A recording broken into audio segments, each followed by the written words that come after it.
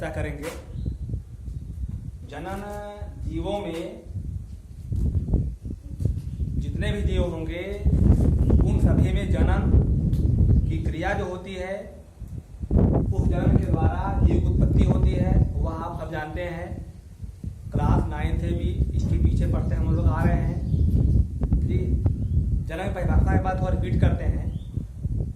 अपने समान संतान या जीव को उत्पन्न करने की क्षमता को जनन कहते हैं। या हम कह सकते हैं कि जीवधारियों में अपने समान संतान उत्पन्न करने की जो क्षमता होती है उसे जनन या प्रजनन कहते हैं, जो बोर्ड में लिखा गया है हेडिंग तौर पे। अब आती है बात, जो जनन जब परिभाषा हो गया तो अब पता होगा भाई जनन हमारे समझने के लिए कितने भागों में बांटा गया।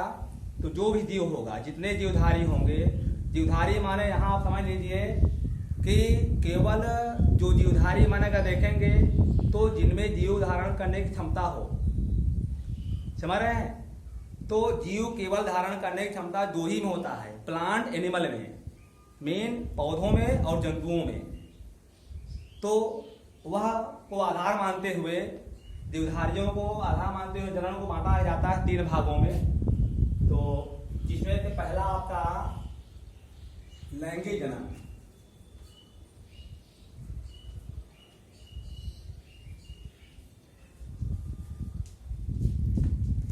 दूसरा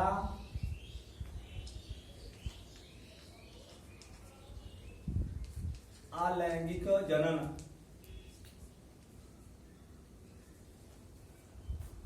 और तीसरा हम लोग पढ़ते हैं कायिक जनन।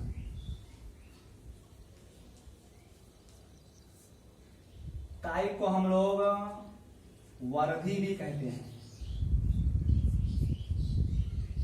समझ रहे हैं। मतलब जो हमारा जीव रहा, जीव में जनन 3 प्रकार के, लैंगिक, अलैंगिक और कायिक, समझ रहे हैं।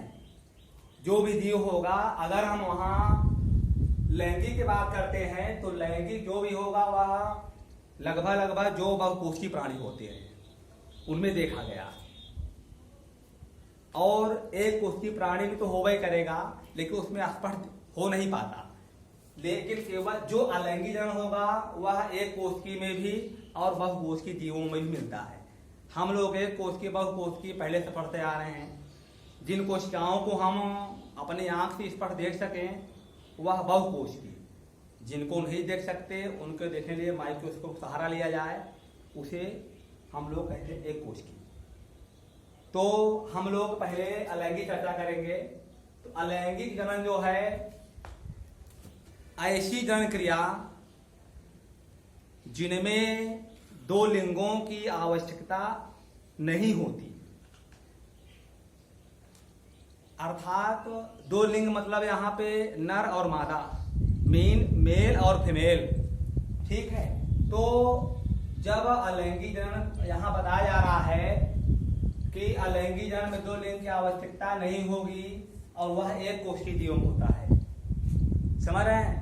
मतलब जो हमारा अलैंगिक जनन है उस जनन क्रिया में 2 लिंग की आवश्यकता नहीं होती, अर्थात क्योंकि भाई पता है कि एक कोशिकीय जीव में होगा अलैंगिक जनन। तो जैसे हम बता रहे हैं, तो अलैंगिक जनन में जब 2 लिंग की आवश्यकता नहीं होगी तो जाहिर बात है जीव का कोई भी अंग भाग ले सकता है, ठीक है। तो यह कई प्रकार के होते हैं, माने अलैंगिक जनन जो क्रिया संपन्न होगी उसे कई भाग द्वारा हम समझ सकते हैं। जिसमें से पहला भाग काउंटिंग करते हुए हम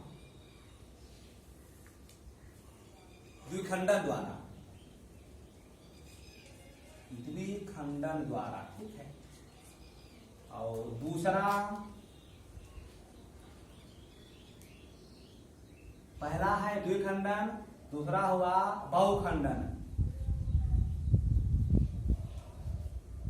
और तीसरा बीजाणु जनन।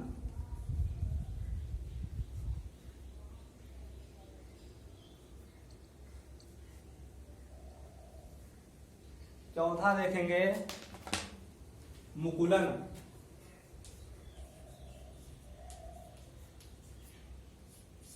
समझ रहे हैं। और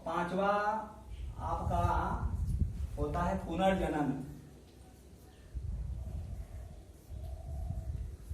इसी को हम लोग पुनरुद भवन भी कहते हैं। पुनरुद भवन। तो ये 5 के द्वारा हम अलैंगिक जनन को समझ सकते हैं। बात समझ रहे हैं ना? मतलब जब हम अलैंगिक जनन पढ़ना शुरू करते हैं तो वहां जब इसके भाग देखा जाए तब समझ सकते हैं। तो जो हमारा पहला है द्विखंडन, मतलब इस विधि में क्या होता है कि जीव का शरीर 2 भागों में टूट जाता है। जो विधि होगा, अभी इसका एग्जाम्पल आप अमीबा, हाँ, अमीबा हमारा एक कोश की प्राणी है और संघ प्रोटोजोआ में आता है। संघ प्रोटोजोआ को जो जीव होंगे वह एक कोश की या बहु कोश की भी कहा जाता है।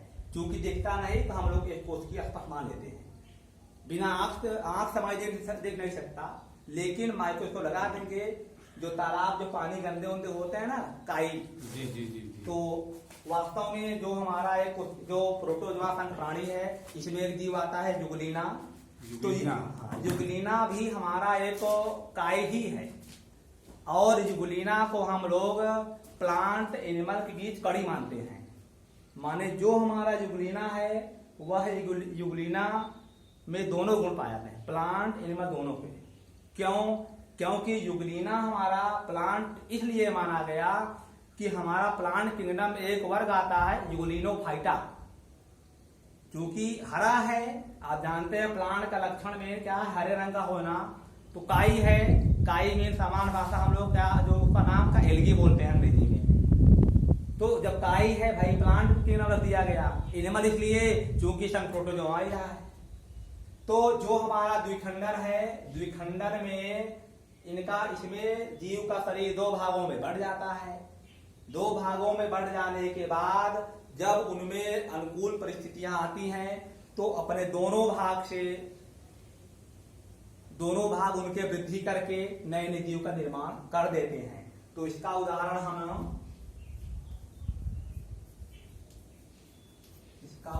अमीबा।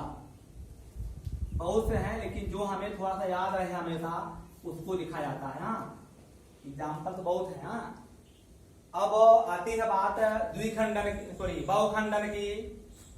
समझ रहे हैं? मतलब बहुखंडन माने ऐसी जनन क्रिया, अलैंगिक जनन की ऐसी विधि। समझ रहे ना? जो मतलब भाई हम लोग अलैंगिक जनन पढ़े हैं, तो अलैंगिक जनन की ऐसी विधि होगी जिनमें जीव का शरीर बहुत से खंडों में टूट जाए, और बहुत से खंडों में टूट जाने के बाद वह अपने प्रत्येक खंड से नए जीव का निर्माण कर ले, अनुकूल परिस्थितियां आने पर। भाई परिस्थितियां 2 होती हैं, अनुकूल और प्रतिकूल, जिसे हम कहते हैं फेवरेबल और अनफेवरेबल कंडीशन।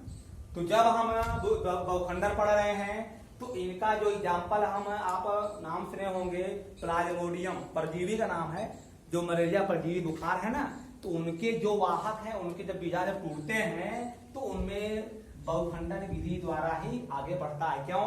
कि जो हमारा मलेरिया परजीवी है प्लाज्मोडियम करके, ठीक है, तो वह बहुत तेज फैलते हैं। इसलिए इसका एग्जाम्पल आप ही देंगे उदाहरण में प्लाज्मोडियम।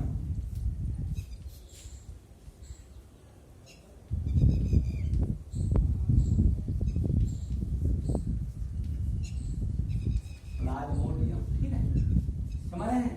बाकी एग्जाम्पल बहुत आगे में जाते हैं, लेकिन थोड़ा ऐसा नाम पढ़े हमें हमेशा याद रहे। समझ रहे हैं? अब आती है बात बीजाणु जनन की। तो बीजाणु जनन की जो क्रिया होगी, इसमें मालूम क्या है? इसमें होता क्या है कि इस प्रकार के अलैंगिक जनन क्रिया में जीव के शरीर में कुछ स्पोर टाइप बन जाते हैं, माने बीज टाइप के। और बीज इतने बन जाते हैं ना, जब फट जाते हैं तो उनमें संख्या में क्या कहिए, हजारों में। मतलब जब उनके स्पोर से कहते हैं हम लोग बीजाणु धानियां कह देते हैं, माने स्पोरेंजिया करके। ठीक है, मतलब एक धानी में बंद रहता है। धानी क्या मान चलिए आप, बैग टाइप में। हालांकि बैग स्पष्ट दिखता नहीं हो, क्योंकि भाई बंद रहते हैं, भाई बीजाणु है तो स्पोर है, छोटे छोटे दिखता है स्पष्ट, क्योंकि एक कोष की वैसे पढ़ रहे हैं। अलैंगिक क्रिया जो होगी, तो जो बीजाणु जनन क्रिया होती है वह इसके एग्जाम्पल में आते हैं राइजोपस। राइजोपस हमारा एक कोशिकीय जीव ही है। तो इसका एग्जाम्पल हम लोग लिख दे उदाहरण में राइजोपस।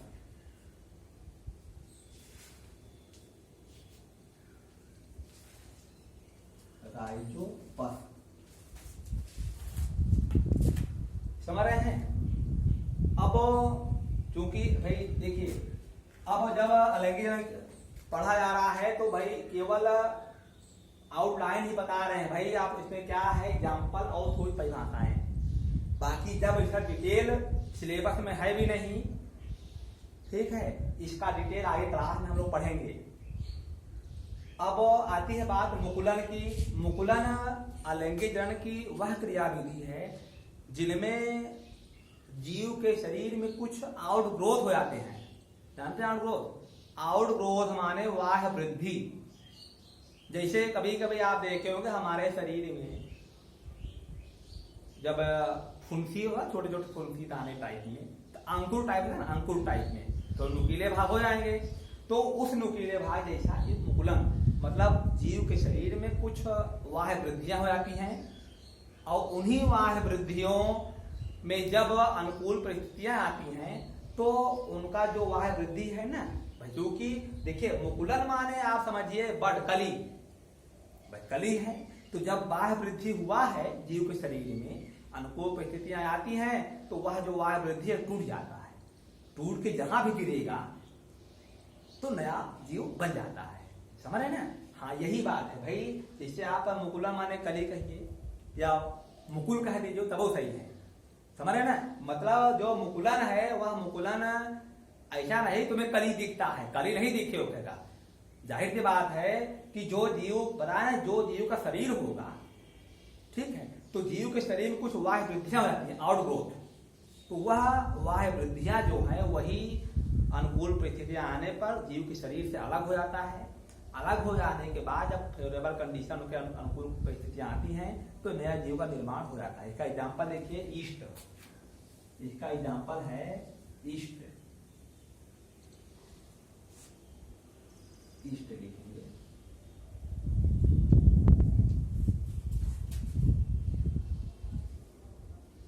समझ रहे हैं? अब अलैंगिक जनन की लास्ट विधि बहती है पुनर्जनन। पुनर्जनन जो अलैंगिक जनन विधि है वह ऐसी विधि है, यहां लिखा है ना पुनर्जनन। पुनर्जनन मीन दोबारा जन्म होना। भाई सामान्य भाषा में जान सकते हैं, इसकी इंग्लिश होती है रीजनरेशन।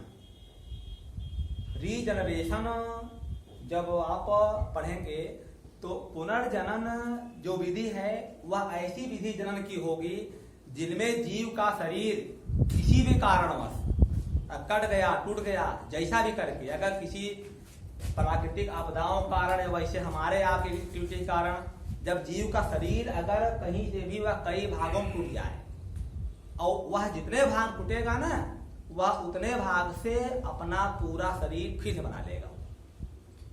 जैसे एग्जाम्पल आप देखे होंगे स्टार फिश, सितारा मछली। सितारा मछली 5 भुजाएं होती हैं, उसे सितारा मछली इसलिए कहा गया स्टार फिश। वह संघ इकानोडर्मेटा का प्राणी है। इकानोडर्मेटा के संघ में यह विलक्षण क्षमता होती है पुनर्जनन की, ठीक है, कि उनके शरीर में जो भी क्रियाएं हैं, अगर कोई अंग टूट जाता है किसी कारण से या नष्ट हो जाए तो नष्ट हो जाने के बाद वह अपने एक भाग से पूरा शरीर बना लेगा। अगर हम 5 भुजा उनके काट दिए जाएं अलग करके तो वह अनुकूल परिस्थितियां आने पर बशर्ते उनमें केंद्रक मौजूद हो बस, ठीक है।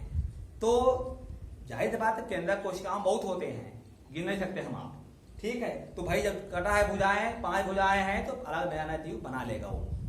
तो इसका एग्जाम्पल पुनर्जनन में आप स्टार फिश लिख देते हैं, सुन लीजिए, ठीक। छिपकली पूंछ में नहीं पाई जाती, थोड़ा मात्रा में पाया जाता, क्योंकि छिपकली पूंछ के पूछे में उसमें है और किसी में उसमें नहीं है।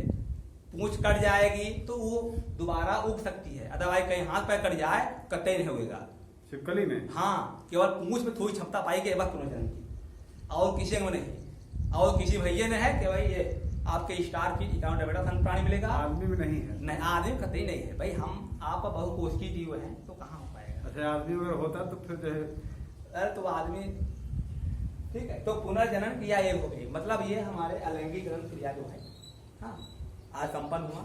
अब नेक्स्ट बताया जाएगा। ठीक, थैंक यू।